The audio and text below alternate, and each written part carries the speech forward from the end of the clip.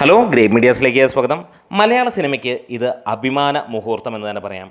മമ്മൂട്ടി നായകനായി എത്തിയ കൊടുമൺ പോറ്റി അതായത് ഭ്രമയുഗം ലോസ് ആഞ്ചലസിൽ പ്രദർശിപ്പിക്കുന്നു. ഫെബ്രുവരി 12-ന് ഭ്രമയുഗം ഓസ്കാർ മ്യൂസിയത്തിൽ പ്രദർശിപ്പിക്കും. ഈ ഒരു കാറ്റഗറിയിൽ വരുന്ന ഏക ഇന്ത്യൻ ചിത്രം കൂടിയാണ്. ഒരു നടനെ സംബന്ധിച്ചിടത്തോളം ഇതിന് മുകളിലേക്ക് എന്താണ് വേണ്ടത്?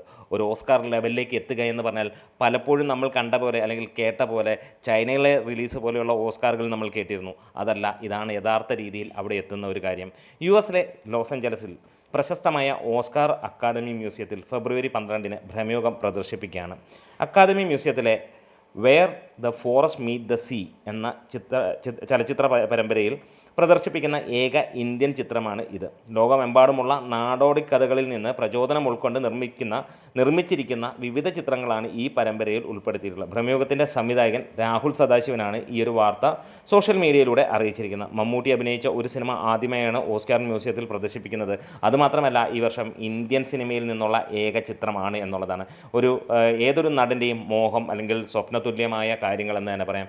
ഭ്രമയുഗം ഇങ്ങനെ ഓസ്കാർ മ്യൂസിയത്തിൽ അല്ലെങ്കിൽ ഓസ്കാർ അക്കാദമി മ്യൂസിയത്തിൽ പ്രദർശിപ്പിക്കുമ്പോൾ അത് മലയാള സിനിമയ്ക്ക് ഏറ്റവും വലിയ ഒരു അഭിമാന മുഹൂർത്തമാണ്. ഒരു 50 വർഷം അല്ലെങ്കിൽ 70 വർഷത്തിനടുത്തായി മലയാള സിനിമ നേടിയെടുക്കുന്ന ഏറ്റവും വലിയ ഒരു സംഭവത്തിലേക്ക് എത്തുകയാണ്. എന്തായാലും കൊടുമൺ പോറ്റിയായി മമ്മൂട്ടിയുടെ പ്രകടനം നമ്മളെല്ലാവരും കണ്ടതാണ്. സമാനതകളില്ലാത്ത പ്രകടനം എന്ന് തന്നെ പറയാം. അത്രത്തോളം ഗംഭീരമാണ്. ഒരു ഇൻ്റർനാഷണൽ സ്റ്റെഫ് ഏകദേശം കഴിഞ്ഞ 5-6 വർഷമായി മമ്മൂട്ടി ആ റേഞ്ചിലാണ് നിൽക്കുന്നത്. ഒരുപക്ഷെ ഇത്തിരി അണ്ടർ റേറ്റഡായി ഇപ്പോഴും ആളുകൾ കാണുന്നത് ആ റോഷാക്ക് എന്ന ചിത്രമാണ്.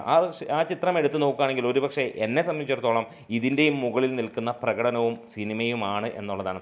എന്തായാലും ഇത് മലയാളത്തിൻ്റെ ഏറ്റവും ഗംഭീരമായിട്ടുള്ള ഒരു മുഹൂർത്തമാണ്. ഇന്ത്യയിൽ നിന്ന് വേറൊരു സിനിമ പോലും ഈ ഒരു ഇതിനകത്തിൽ പ്രദർശിപ്പിക്കുന്നില്ല എന്നുള്ളതാണ്. അപ്പോൾ ഏതൊരു നടൻ്റെയും സ്വപ്നമാണ് അല്ലെങ്കിൽ സ്വപ്നത്തിനും അതീതമായിട്ടുള്ള ഒരു കാര്യം തന്നെയാണ് ഈ ഒരു കാര്യം. പല നടന്മാരും ഇതിനെക്കുറിച്ച് ചിന്തിച്ചിട്ട് പോലുമില്ല. മലയാളത്തിൽ എല്ലാവരും മികച്ച നടന്മാർ തന്നെയാണ്, അതിന് യാതൊരു സംശയവുമില്ല. പക്ഷേ മമ്മൂട്ടി വേറിട്ട് നിൽക്കുന്നത് വേറെ ഒന്നുമല്ല, പുതുമയിലൂടെ പോകുമ്പോൾ തന്നെയാണ്. താൻ ഒരു മികച്ച നടനാണ്, അതുകൊണ്ട് 50 വർഷം എത്തിച്ചു എന്നുള്ളതല്ല.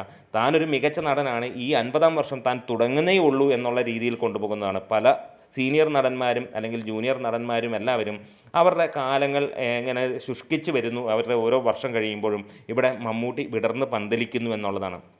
പലരുടെയും മികച്ച സിനിമകൾ കാണുമെങ്കിൽ 80-കളിലും 90-കളിലും പോണെങ്കിൽ മമ്മൂട്ടിയുടെ കാണുമെങ്കിൽ 2026 അത് തന്നെയാണ് ഒരു നടനെ നടനാക്കുന്നതും. റിപ്പറ്റീഷൻ ഇല്ലാതെ മികച്ച രീതിയിൽ തന്നെ തുടച്ച് മിനുക്കി മുന്നോട്ട് കൊണ്ടുപോകുന്ന നടൻ അത് മമ്മൂട്ടി മാത്രമാണ്. ബാക്കിയുള്ളവർക്ക് വേണമെങ്കിൽ ഫോളോ ചെയ്താൽ ഒരുപക്ഷെ മമ്മൂട്ടിയെക്കാളും നിങ്ങൾ തിളങ്ങുമായിരിക്കാം. പക്ഷേ ആ ഒന്ന് തേച്ച് മിനക്കൽ നിങ്ങൾക്കൊക്കെ അത്യാവശ്യമാണ്. പക്ഷേ എത്ര പേർക്ക് അത് കഴിയും എന്നുള്ളതറിയില്ല. പലരും ജിമ്മിൽ പോകാമെന്ന് പറയുന്ന പോലെ തന്നെയുള്ള കാര്യം തന്നെയാണ്. അപ്പോൾ മലയാളത്തിൻ്റെ അഭിമാന മുഹൂർത്തം ഇഷ്ടപ്പെടുന്നവർ കമൻസ് ഇടാം.